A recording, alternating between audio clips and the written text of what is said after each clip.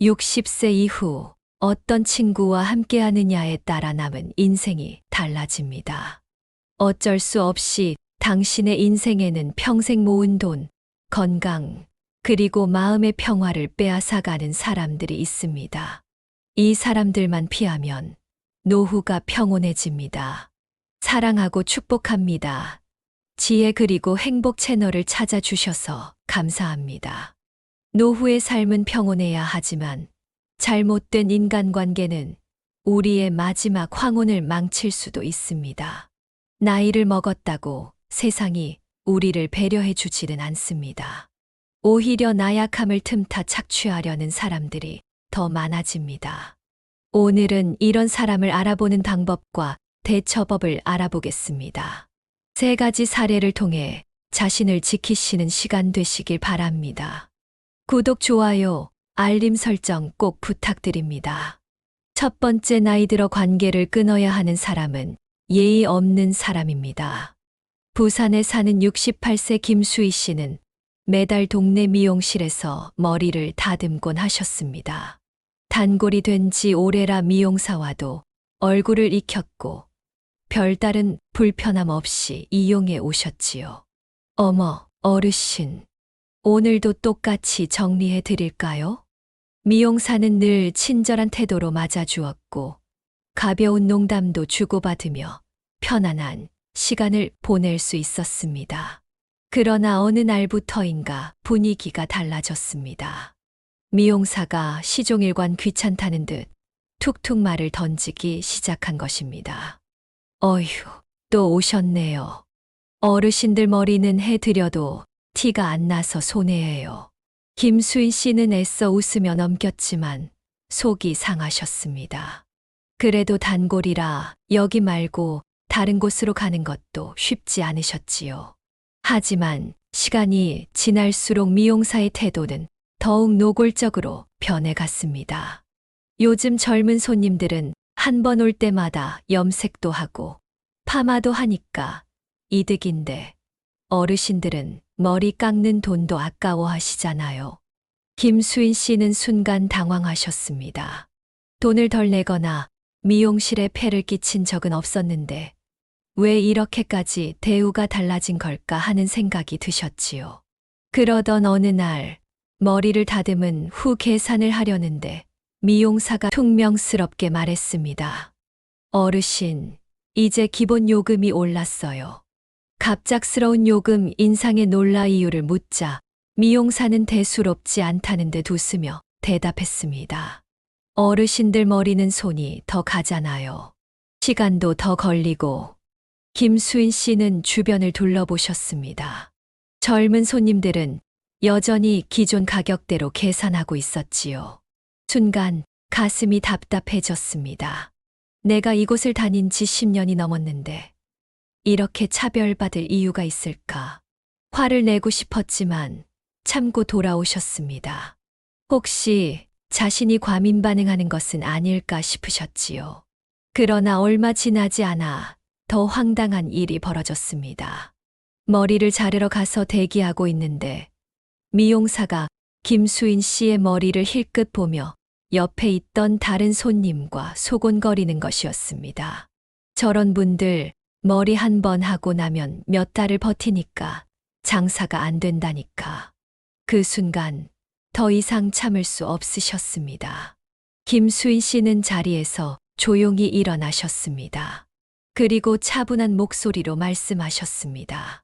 제가 이곳에서 머리를 자른 지 10년이 넘었어요. 나이가 들었다고 무시당할 이유는 없겠지요. 더 이상 이곳을 찾지 않겠습니다. 그 말을 남기고 미용실을 나선 김수인 씨는 속이 시원하면서도 씁쓸한 기분이 드셨습니다. 나이가 들었다는 이유만으로 이런 대접을 받아야 하는 걸까? 하지만 한 가지는 분명하셨습니다. 존중받지 못하는 곳에 머물 이유는 없다는 것. 그리고 부당한 대우를 받았을 때 반드시 목소리를 내야 한다는 것입니다. 예의 없는 사람과의 관계를 끊어야 하는 이유는 나이가 들었다고 무시하는 사람에게 더 이상 인내할 필요가 없기 때문입니다.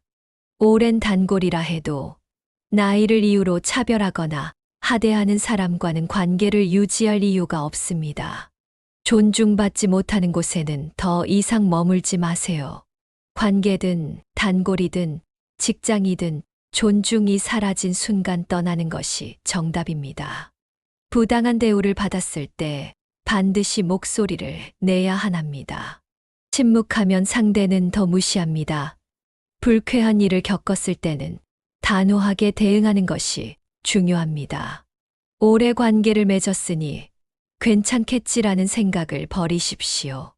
오랜 시간 이용했다고 해서 항상 좋은 대우를 받는 것은 아닙니다. 관계도 마찬가지입니다. 시간이 아니라 태도가 중요합니다.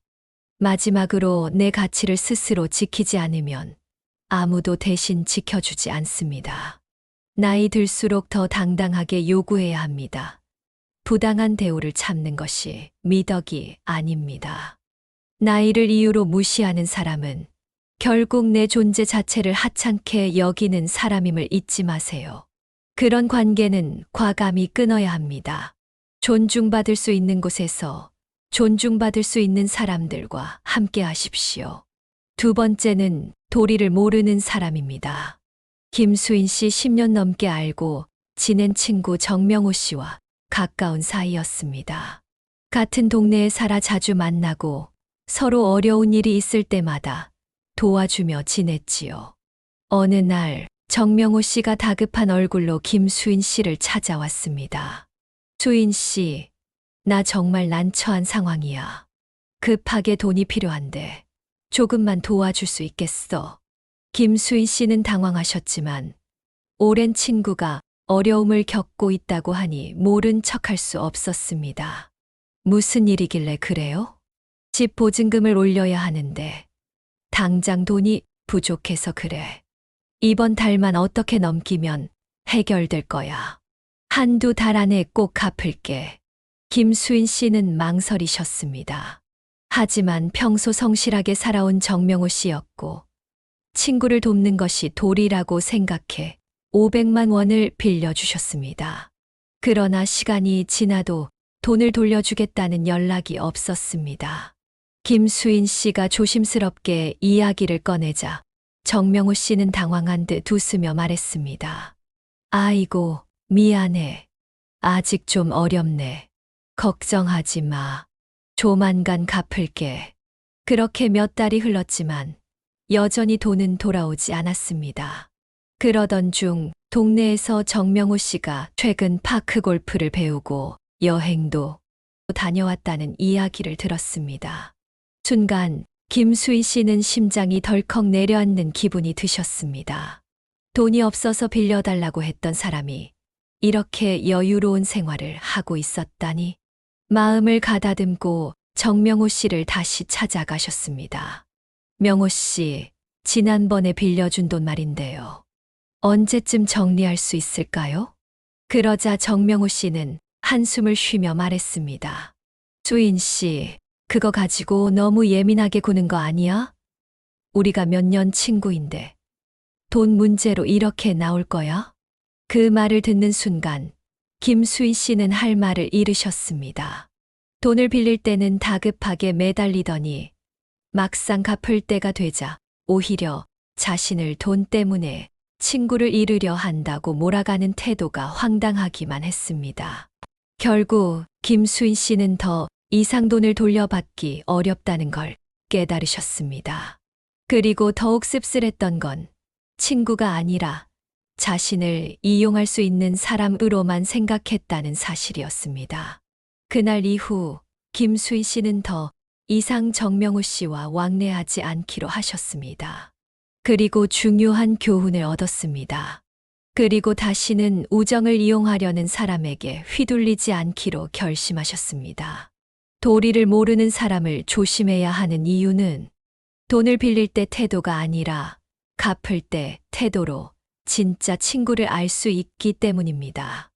급할 때는 간절하게 부탁하지만 막상 갚을 때가 되면 무책임한 태도를 보이는 사람을 경계해야 합니다. 친구 사이에 그 정도도 못 해줘. 라는 말을 하는 사람을 주의하세요. 도움을 요청하는 것은 당연할 수 있지만 그것을 권리처럼 여기고 돈을 빌려준 사람을 이기적인 사람으로 몰아가는 태도는 위험합니다. 돈을 빌리고도 여유롭게 사는 사람은 절대 갚을 생각이 없는 것을 알아야 합니다. 정작 빌린 돈을 갚아야 할 사람은 골프를 치고 여행을 다닌다면 그 사람에게 돈을 돌려받을 가능성은 거의 없습니다. 돈이 얽힌 관계는 우정을 망치게 되어 있습니다. 오랜 친구니까 괜찮겠지라고 생각했다가 결국 배신감을 느끼게 됩니다. 돈이 오가는 순간 친구는 친구가 아니라 채무자와 채권자의 관계가 되어버리기 때문입니다. 돈보다 중요한 것은 관계입니다. 하지만 돈을 통해 관계의 본질이 드러나기도 합니다. 도리를 모르는 사람에게 계속 이용당하지 않으려면 돈이 얽힌 순간 상대방의 태도를 냉정하게 바라보고 필요할 때는 관계를 끊을 용기도 필요합니다. 세 번째는 받기만 하는 사람입니다. 박현희 씨는 몇 년 전 동네 경로당에서 이문자 씨를 알게 되셨습니다. 처음엔 반갑고 정겨운 이웃이었지요. 현희 씨, 시장 가세요. 저도 좀 같이 가도 될까요? 이문자 씨는 혼자 사셨기에 김수인 씨도 기꺼이 동행해 드렸습니다. 시장에서 무거운 짐을 들어드리기도 하고 가끔은 커피를 한잔하며 이야기꽃을 피웠습니다. 그렇게 가벼운 도움을 주는 것은 전혀 부담스럽지 않았습니다. 하지만 어느 순간부터 이문자 씨의 부탁이 일상이 되어 버렸습니다. 수인 씨, 저거 좀 들어줘요. 허리가 아파서 그래. 아이고, 반찬 좀 더 샀는데 우리 집에 들러서 나눠주고 가요. 오늘 은행에 가야 하는데 같이 좀 가줄래요? 한두 번이야 괜찮았지만 매번 반복되자 김수인 씨는 점점 지치기 시작하셨습니다. 하지만 가장 황당한 순간은 바로 그날이었습니다. 그날도 평소처럼 시장을 보고 짐을 들어들인 후 집으로 돌아가려는데 이문자 씨가 능청스럽게 말했습니다. 수인 씨, 오늘 저녁 뭐 드실 거예요? 아직 생각 안 해봤어요. 왜요? 그러자 이문자 씨가 웃으며 말했습니다. 그럼 우리 집에서 저녁 같이 먹어요. 근데 내가 반찬이 별로 없네. 우리 집에 있는 걸로 좀 만들어주면 좋겠어요. 순간 김수인 씨는 당황하셨습니다. 아이고, 저는 오늘 저녁 약속이 있어서요. 그러자 이문자 씨의 표정이 갑자기 싸늘해졌습니다.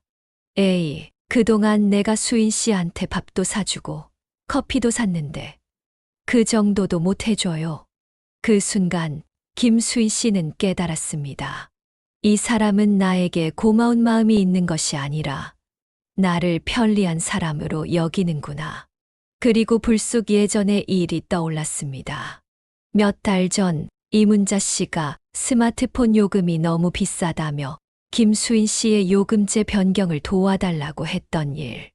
그때 김수인 씨는 아무런 의심 없이 설정을 도와드렸는데 나중에 보니 자신이 대신 요금을 납부하게 된 것을 알게 되셨습니다. 아이고, 깜빡했네. 다음달에 꼭 보태줄게요. 하지만 그 돈은 돌아오지 않았습니다. 그때도 그냥 넘어갔던 자신이 원망스러웠습니다. 더 이상 이 관계를 유지하면 안 되겠다고 결심하셨습니다. 며칠 후 이문자 씨가 또 연락을 하셨습니다. 수인 씨, 내일 병원 가야 하는데 같이 좀 가주실래요? 이제는 단호하게 말해야 할 때였습니다. 문자 씨, 저도 제 일정이 있고 개인적인 시간도 필요해요. 이제는 혼자 가보시는 게 좋을 것 같아요. 그러자 이문자 씨는 짜증이 섞인 목소리로 말했습니다. 요즘 왜 그래요? 사람 변했네. 그동안 그렇게 도와줬으면서 이제 와서 싫다는 거예요. 김수인 씨는 조용히 대답하셨습니다. 도움은 서로 주고받아야 하는 거예요. 하지만 저는 지금까지 주기만 했고 문자 씨는 받기만 했어요. 그런 관계는 오래 갈 수 없어요. 그 말을 끝으로 김수희 씨는 이 관계를 정리하기로 하셨습니다. 받기만 하는 사람을 피해야 하는 이유는 있습니다. 진짜 친구라면 도움을 받을 때도 미안해하고 고마워합니다. 하지만 받기만 하는 사람은 도움을 당연한 권리처럼 여깁니다. 또 관계를 정리해야 할 때는 단호하게 거리를 두어야 합니다. 그날 이후 김수인 씨는 더 이상 도움을 이용하는 사람에게 시간을 낭비하지 않기로 결심하셨습니다. 도움을 주는 것은 좋지만 내 마음이 편치 않다면 멈출 줄 알아야 합니다. 도움을 주고받는 관계가 일방적인 요구로 변할 때 그것은 위험 신호입니다. 이제 진정한 친구를 알아보는 3가지 방법을 나누고자 합니다. 첫 번째는 어려운 순간에 곁에 있는가입니다. 좋은 날만 함께하는 친구가 아니라 내가 힘들 때도 진심으로 걱정해주고 돕는 사람이 진짜 친구입니다. 평소에는 친한 것처럼 굴다가 정작 내가 어려운 상황에 놓이면 연락을 피하는 사람이라면 관계를 다시 생각해 봐야 합니다. 두 번째, 이해와 존중이 있는가? 진짜 친구는 내 선택을 존중하고 강요하거나 판단하지 않습니다. 상대방이 늘 자신의 의견만 주장하거나 나를 무시하고 깎아내린다면 좋은 친구가 아닙니다. 서로 경계를 존중하고 지나친 요구 없이 균형을 맞출 줄 아는 사람이 좋은 친구입니다. 세 번째, 나의 성공과 행복을 함께 기뻐하는가? 사람의 관계는 미묘해서 슬픔은 함께 나눌 수 있지만 기쁨은 함께 나누기 어려운 존재입니다. 진정 기쁨을 나눌 수 있는 친구는 진정한 관계가 될 것입니다. 진정한 친구는 나의 성공을 진심으로 축하해 줍니다. 질투하거나 비교하는 사람이 아니라 함께 기뻐하고 응원해 주는 사람이 곁에 있어야 합니다. 만약 내 기쁨을 시기하거나 나보다 우위에 서려고 하는 친구가 있다면 그 관계를 다시 생각해 보아야 합니다. 진정한 친구는 힘들 때 곁에 있고 나를 존중하며 나의 행복을 진심으로 축하해 주는 사람입니다. 오래된 관계가 중요한 것이 아니라 서로에게 긍정적인 영향을 주는 관계가 진짜 소중합니다. 지금까지 나이 들수록 피해야 할 사람과 진정한 친구를 알아보는 방법을 들으셨습니다. 다시 정리해 드리겠습니다. 나이 들수록 관계를 끊어야 할 사람들은 첫 번째, 예의 없는 사람입니다. 나이를 이유로 무시하고 부당하게 대하는 사람입니다. 두 번째, 도리를 모르는 사람입니다. 우정을 이용하고 돈이나 관계를 거래처럼 여기는 사람입니다. 세 번째, 받기만 하는 사람입니다. 도움을 당연하게 여기고 나를 이용하려는 사람이죠. 진정한 친구를 알아보는 방법은 첫 번째, 어려울 때 곁에 있는가입니다. 좋은 날뿐 아니라 힘든 순간에도 함께하는 친구들이죠. 두 번째, 나를 존중하는가입니다. 내 생각과 가치를 인정하고 강요하지 않는 친구입니다. 세 번째, 진심으로 축하해 주는가입니다. 내 성공과 행복을 질투하지 않고 함께 기뻐하는 친구들이 진정한 친구입니다. 인생 후반전에서 가장 중요한 것은 누구와 함께하느냐입니다. 나를 힘들게 하는 사람들과의 관계는 과감히 끊고 진심으로 나를 아끼고 존중하는 친구와 함께해야 합니다. 이제 여러분도 주위를 둘러보세요. 내가 지켜야 할 친구는 누구인지, 정리해야 할 관계는 없는지 스스로 점검해 보세요. 영상이 도움이 되셨다면 구독, 좋아요, 알림 설정 부탁드립니다. 앞으로도 여러분의 행복한 노후를 위한 유익한 이야기 계속 전해드리겠습니다. 감사합니다.